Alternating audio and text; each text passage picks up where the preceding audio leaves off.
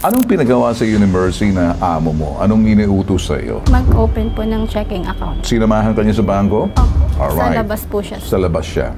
Eh, yung mga check-in na yun, sa iyo nakasulat. Opo. So alam ng bangko yung teller na ikaw lang yung ginamit at pumayag sila na yung talagang may-ari ng checking account yung amo mo pero ginamit ka. So magkano raw lahat ang pinagkautangan mo doon sa mga checking initio? May 1.6 sir. Ha? 1.6 ang utang mo? Dahil doon sa mga checking inutangan? May 1.2, may 1.2. 650. Dapat may imbestigahan dito, may conspiracy dito. Well, alam po natin, Ginawang Venturbo, na napakahirap magbukas ng checking account, ng current account. Pero mukhang napakadali para kay Joanne, para kay Mercy, para sa bangkong yan, kung ano man yung bangkong yan, na nagbigay ng ganitong bank account. Ma'am Mercy, sana ayusin mo na yung mga atraso mo po. Kasi hindi po biro yung milyon po na-involve po dito. Sobrang stress na po kami. Sana bawiin nyo na lang yung mga checking na issue nyo, ma'am.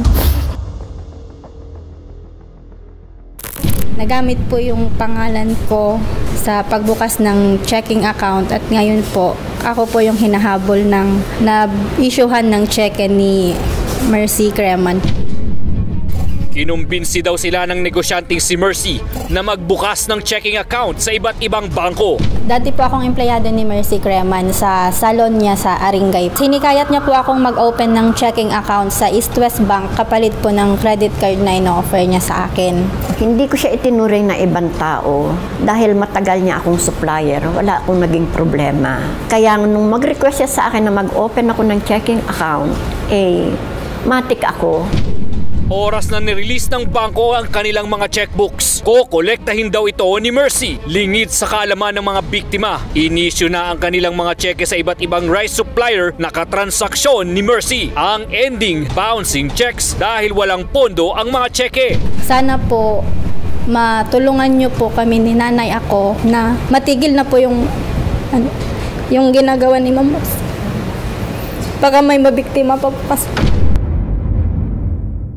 Ika'y nagtatrabaho doon sa sinasabi mong spa. Opo. At yung pinagtatrabahuin mo, may-ari si Mercy Creman. Opo. Kaano mo katagal nakilala itong si Mercy? 1 year po. 1 year. Okay. Ngayon, anong pinagawa sa iyo ni Mercy na amo mo? Anong iniutos sa iyo? Mag-open po ng checking account. Mag-open ng checking account. Sinamahan ka niya sa bangko? Opo. Alright. Sa labas po siya. Sa labas siya. Inutusan ka ba na mag-open ka ng checking account para sa iyo o para kay Mercy? Para po sa kanya, sir. Para sa kanya. Eh, yung mga check-in na yun, sa iyo nakasulat. Opo. Nung nakabukas ka ng checking account, magkano yung opening balance ninyo? 10,000 po yung binigay niya sa akin. Alam ba ng bangko na nilapitan ninyo yung bangko na yun na hindi ito account mo bagkus ginamit ka lang? Alam. Dahil alam ng teller sa nasabing bangko ginamit ka lang dahil empleyado ka, sumunod ka, nagbukas ka ng checking account na sinamahan ka ng amo mong si Mercy sa labas lang ng bangko, ikaw sumunod. Pero nakatimbre na sa bangko. Opo, sir. Alam na ng teller na ikaw yung magbubukas at pagkatapos magde-deposit opening balance na sinasabing deposit mo na 10,000 sa iyong checking account. Opo, sir. Alam po. May mga pinarmahan ka na ba? Opo, meron na. Ibinigay na sa'yo, inilatag na sa'yo. So alam ng bangko yung teller na ikaw lang yung ginamit at pumayag sila na yung talagang may-ari ng checking account yung amo mo pero ginamit niya. Bakit? Anong nasa ulo mo? Ba't ka pumayag sa ganun? Ano daw ang kapalit o ano bang usapan ninyo? Sabi niya kasi, sir, pag tapos kong mag-open ng checking account, tutulungan niya po ako makakuha ng credit card po. So alam ng bangko, binigyan ka ngayon ng bangko ng mga ilang booklet. 3 po. Sa bawat booklet, ilang checking, ilang na doon? 60. So sa 3 booklet, 60 times 3 is 180 checks yun. Yung bang mga cheque na yun binigay mo sa kanya? Opo, sir. Sa tuwing nagsusulat siya ng cheque, pipirmahan mo na lang. Ang sinasabi niya po, pirmahan ko na po lahat as ibigay ko na lang po sa kanya so lahat. ang nangyari, lahat na cheque, so hindi mo alam kung magkano nakasulat Opo. doon. So pumirma ka naman. Opo, sir. Dahil empleyado ka niya, gusto mong pakita na tapat ka sa kanya, may tiwala ka, mabait ka na empleyado, sumunod ka sa pangakong dito, magkakaroon ka na ng credit card. Nung pinarmahan mo ang lahat ng mga cheque na wala pang nakasulat, ibig sabihin, isa-isa mong pinarmahan. Opo, sir. Tapos binigay ko na po sa kanya lahat. Inubos mo lahat pinarmahan. Opo. Yun po yung utos niya sa akin. Para hindi na daw niya ako tawagin sa spa. So, sa bangko ba yan? Alam ba ng teller doon or manager man lang na ginagamit ka lang? Opo, alam po. Alam ng teller o manager? Yung teller po. Anong pangalan ng teller? Si Ma'am Joanne po. Joanne. Sa tuwing pumupunta ka roon, sinasalubong ka lang nitong si Joanne. Doon po kasi sa una siyang table, sir. Okay, so doon sa new account. Opo. Sa new account siya. Opo. Parang teller, may sarili siyang mesa. Opo. So hindi ka pupunta roon sa counter, pupunta ka lang sa mesa. Opo, diretso na po sa Diretso ka kanya. na doon. Sa tuwing pupunta ka roon, magde-deposit ka sa kanya, siya na bahala. Opo. Kasi maski yung account number, sir, hindi ko po alam. Hindi mo alam yung account number. Hindi po. So paano kung nagde-deposit sa pangalan mo lang? Opo. Sabi niya po, siya na daw po yung Siya na bahala. Ito bang si Joanne at saka amo mo nag-uusap bago ka pupunta ng bangko? Opo. So alam mo na sasabihin, sasabihin nito na ngayon ni Mercy, sasabihin sa'yo, Julie, punta ka na ng bangko, inaantay ka na ni Joanne. Tapos dala-dala mo ng pera, i-deposito mo kunyari sa account. Magkano mo din-deposit mo? Minsan, sir, may 50 tapos 19, sir. 50,000, 19,000. Para ilagay doon sa checking. Opo. Para magkaroon ng account ng balance. Opo. So entonces, kung titingnan mo, 50 plus 19, 69. Ibang klase talaga itong Mercy na to. Sa tuwing nagde-deposit ka, may pakimkim ba? May bigay ba doon sa teller? Meron. So alam na ng teller, darating ka na, nakikita niya, tumataginting, magkano dala-dala mo para sa kanya? Magbigay ka ng 2,000 sa kanya, sabi. Iba pa yung 2,000 na ibibigay mo doon sa teller kay Joanne, tapos iba pa yung dideposit mo sa account mo. Utos dito ni Mercy. Opo. Yung 2,000, suhol. Parang ganun na po. Para express ka na, wala ka nang gagawin. Bahala na si Tyler, si Joanne. Opo. So, ganun ba lagi sa tuwing pupunta ka, magbibigay ka ng kotong or magbibigay ka ng butaw? Minsan po, GCash na lang daw, sir. Kung minsan GCash na. Opo. O nga naman, kasi mahahalata sa bangko. Kasi ibubulisan mo yung pera. Kung sa GCash, diretso sa account niya, wala nang pakialam ang bangko. Pero Opo. diretso sa kanya. Ikaw nag-GCash o si Mercy? Opo, siya po. Gusto kong sabihin sa iyo at gusto kong marinig na parang may kuntsabahan na itong si Joanne at saka yung bangko. Na ginamit ka, na alam ng bangko, itong si teller, na ikaw, tumatayo ka lang. TY sa account, Jules, at tapos pakinalang kay Joanne na mag-cash ako sa kanya, ang Manila, pa ako, nahuli si Boyet kasi may divisoryang balikan license. So, yan ang mga pag-uusap ninyo. Opo. Ngayon, may kasama kang isang matanda riyan. Paano kayo nagkakilala? Bali, siya po is naniningil po kay ma'am noon ng mga pautang niyang bigas po. Nagdi-deliver po siya ng bigas kay ma'am. Kumukuha siya ng bigas kay Aling Trinidad. Opo. At ito naman si Mercy na amo mo, binabayaran siya ng cheque? Cash po. Cash. Opo. Siya naman, ginawa nitong si Aling Mercy, kinausap si Aling Trinidad, mag-open ng account. Opo. Gumawa rin yung kapareho mo na kapangalan sa kanya, pero ang cheque, pipirmahan lahat nitong si Mercy, kapareho mo, 180 checks yun. So parang lumalabas, iisa lang ang modus dito gamit ang cheque. So pareho kayo na modus. Ibig sabihin, ginagamit itong si Mercy kayo, na sa anumang kadahilanan ginawa niya parang na nagbabayad siya ng cash doon, pero kumukuha siya ng bigas, or ginagawa niya sa iba, pumupunta siya ng ibang probinsya, mamamakyaw siya ng mga bigas doon sa ibang mga lugar na kung saan nakakuha siya ng palay. Parang ganyan. Opo. O bigas na. Bigas na po. Tapos binababayad yung cheque. Tapos nalalaman ninyo, yung cheque, kayo na. Kayong hinahabol Opo. nitong binabayaran niya ng mga checking pinarmahan ninyo na hindi nyo alam na kayo ngayon ang hinahabol. Opo. Na masasampahan kayo ng kaso. Kaya hindi nyo na makayanan yung stress tulad ng matanda. At ikaw, kaya ka na nagpatulfo dito sa bitat. Opo. Anong gusto mo mangyari? Gusto po naming mangyari, mabawi yung mga cheque namin, sir. Para hindi na po makasali sa kaso. Huwag ka nang umiyak. Di pare, tutulungan ka namin. Okay? Nakikinig sa atin ngayon sa Attorney Batas Mauricio. Pangunahin po dyan yung binabanggit ninyo, katotohanan hindi maitatanggi na itong mga manggagawa, itong si Mercy, ay walang kakayahang magbukas ng bank account. At dahil dyan, tunay, binuksan sila ng current account ng bangko dahil sa pakikipag-usap ng kanilang amo si Mercy. Ano po ang ibig sabihin nito? Ang talagang may-ari ng account si Mercy. Siya ang may-ari ng account dahil siya ang may kakayahan na magbukas ng current o checking account. Maliwanag po, ang may tungkuling magbayad lahat nitong mga naisyuhan ng check si Mercy. Wala na pong iba. At dahil si Mercy, abay dapat siya ang kaharap ng mga naghahabol dahil napalbugan sila ng cheque. Si Mercy ang dapat ihapla. Yun po yung isang anggulo na katatayuan. Anggulo ng batas. Pangalawa po dito, yung katotohanan may BP 22 tayo, Batas Pambansa bilang 22. Ang masakit po dito sa batas na ito, ang binabanggit niya, niya. Kaya mayroong batas pambansa bilang 22 sa pagtalbog ng cheque, pinaparusahan ng timano yung tao na naglabas ng cheque kay may pondo o wala o sa ano pa mang kadahilanan. Ang pinaparusahan po dito yung pagkakatalbog ng cheque dahil sabi po ng Korte Suprema sa maraming kaso, nawawala ng tiwala ang mga tao pag tumatalbog ang cheque sa sistema ng pagbabangko. Yun po yung pangalawa. Pangatlo,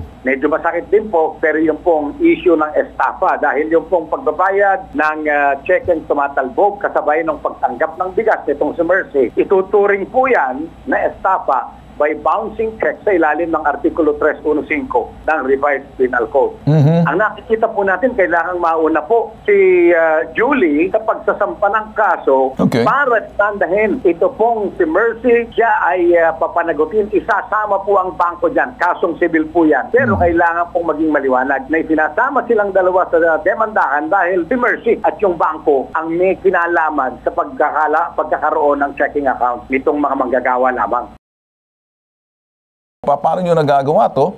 Kung siya maglilibot sa mga probinsya, Isabela, kung saan maraming mga bigas doon, lolokohin niya, dadalhin niya sa Manila, ginigisa niya sa sariling mantika itong mga pobreng ginamit niya. Tama po kayo, Ginoong Ben Tulfo. At alam po ninyo, isang, atin po dito, ang lagi po natin pinapanuhala sa ganitong mga sitwasyong manloloko yung kanilang kaharap, kaharap nitong sila Julie at yung mga nabiktima. Abay, ang atin po lagi dyan, unahan na. Total, hindi naman po magiging masyadong mabigat yung gastusin sa kaso, unahan ng pagsasampa ng kaso. Sa aking attorney, sa anumang malit na bagay, unahan sa pamamagitan ng pagsampa ng kaso sa kanilang probinsya, doon mismo sa La Union. Dahil taga La Union ka. Si Aling Trinidad. La Union din. Pareho kay La Union. Opo. Itong si Aling Mercy, itong si Mercy yung boss mo, taga saan to? La Union po. Sa La Union. Pero hindi talaga siya ron, dayo lang siya? Opo. Okay, taga saan ba talaga siya? Mindanao po. Taga Mindanao. Dito naghasik ng laging.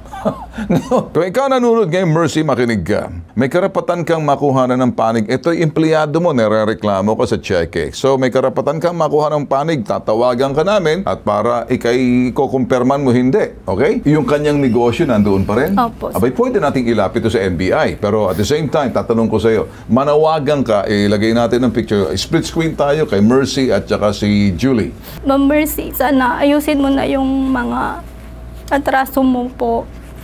Kasi hindi po biro yung milyon po na involve po dito.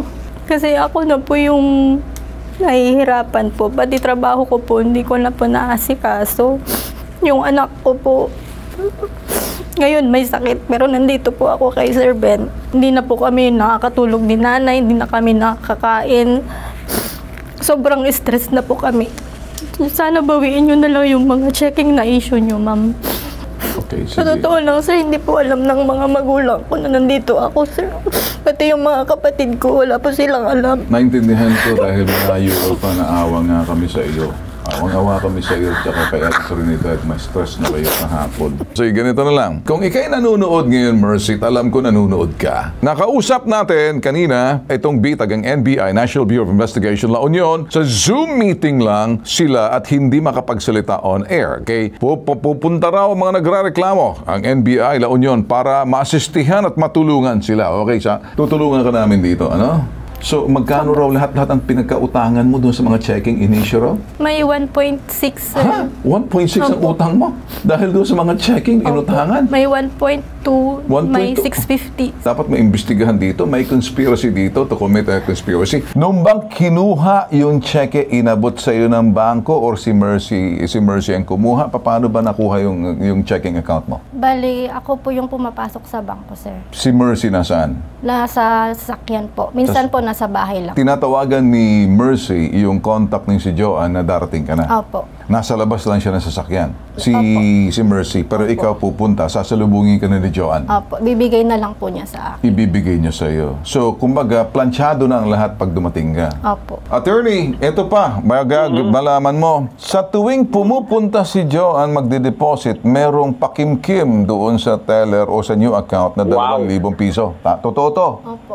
Meron po. Nasend ko po. Wow. Na-send. Okay, so, narinig mo, attorney? Grabe po, Ginoong Ben Tulfo. Well, alam po natin, Ginoong Ben Tulfo, na napakahirap magbukas ng checking account, ng current account. Pero mukhang napakadali para kay Joanne, para kay Verset, para sa bangkong yan, kung ano man yung bangkong yan, na nagbigay ng ganitong bank account, na nagbigay ng current account, checking account, sa isang wala namang kakayahang mag-maintain. Meron pong mga minimum daily balance yan, may mga opening balance yan, kung ano-ano pa. Abay, talaga naman pong ibig sabihin, hindi lang po nilawagan ang mga reglamento sa mga checking account ng bangkong ito, kundi maliwanag po, nilapastangan, nilabag nila ang mga Bangko Sentral regulations tungkol po dito. At kung makikita po natin, Ginoong Ben Tulfo, Parang sa level lang ata ng new account, hindi alam na manager.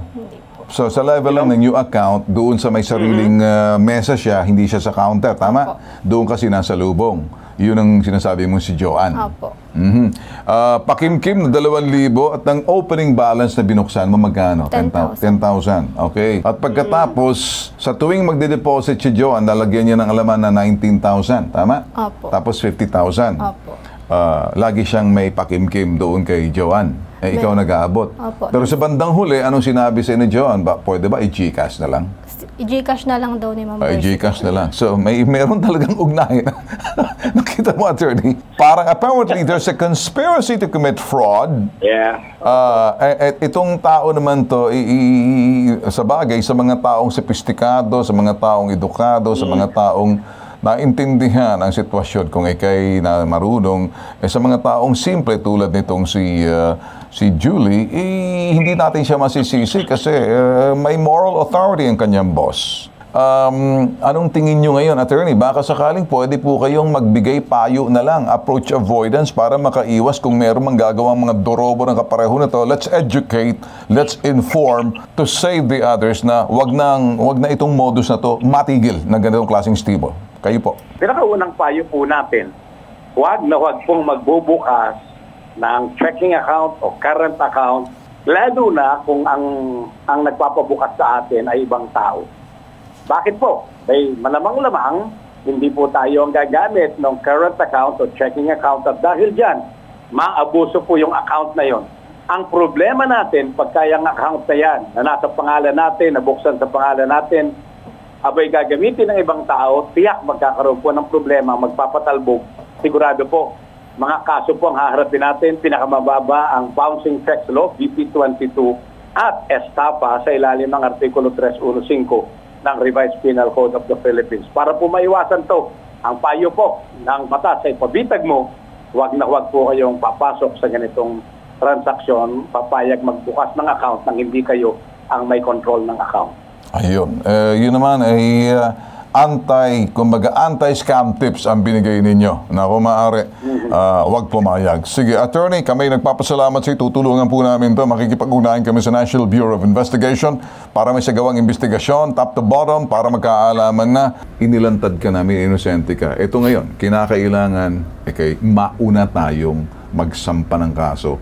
Doon sa mga na-issue ng cheque na parang nagkakautang ka ng 1.5 million, 1.2 million ang dahil sa bigas, gamit ang cheque mo, makiusap ka ngayon sa kanila. Sige, take it away. Sa mga na-issuehan po ng cheque ni Ma'am Mercy, sana maawa po kayo sa akin kasi wala po akong alam sa lahat ng transactions niya po. Makikipagtulungan naman po ako sa inyo para masigil siya kung ano man po yung mga atrasyo niyo sa inyo. Kaya lumapit po ako kay Sir Ben para mas mabilis po yung action na gagawin. Yung iba, sir, yung isa po na na-issuehan niya ng cheque na 1.6 po. Sila po yung nagbigay ng pamasahe sa akin papunta dito. Naawa sa iyo. Opo. Dahil nakita nila na walang-wala ka. Salamat sa Diyos naman at may mga taong Mabait po bagamat sila, masakit sir. sa kanila na intindihan yung kalagayan mo. Matagal na po sana silang nag-file, sir, pero Kaya nakita nila. iniisip po nila. Naawa po sila kasi may anak po ako. Sige, Si nanay ganito, matanda po. tatawagan ko sila. Ako na mismo makikiusap sa kanila. Ano? Opo. Sa likod ng yan, baka makatulong ako sa ibang bagay sa kanila. Sino yung isa? Alam mo ba kung sino yung isa? Opo, sir. Ganon din. Gusto mo tawagan ko? Pwede po. Sige, tutulong na lang kami behind the scene. Nakikinig po kami at tinitingnan po namin kung saan po tayo papasok. Iiwas po siya sa bitag ng kasong hindi niya po kagagawan. Yung mga taong kuminsan na medyo lalabas, makikita mo sa inyo, wag niyo po siyang kundinahin at hindi po pare-parehong tao mag-isip. Pare-pareho tayo sa mata ng Diyos, pero pagdating doon sa pag-iisip at yung pagsusuri, magkaiba. So, hindi po pare-pareho. May mga taong binibigyan ng kunting konsiderasyon, awa, pag-unawa, tinutulungan, kaya may hashtag ipabitag mo. Kami po yung nag-iisang pambansang sumbungan. Marunong makinig, umunawa, bumalanse. Iba po yung aming Tatak Tulfo, serbisyo, tulong. Ako po si Ben Tulfo. Ito po ang hashtag ipabitag mo.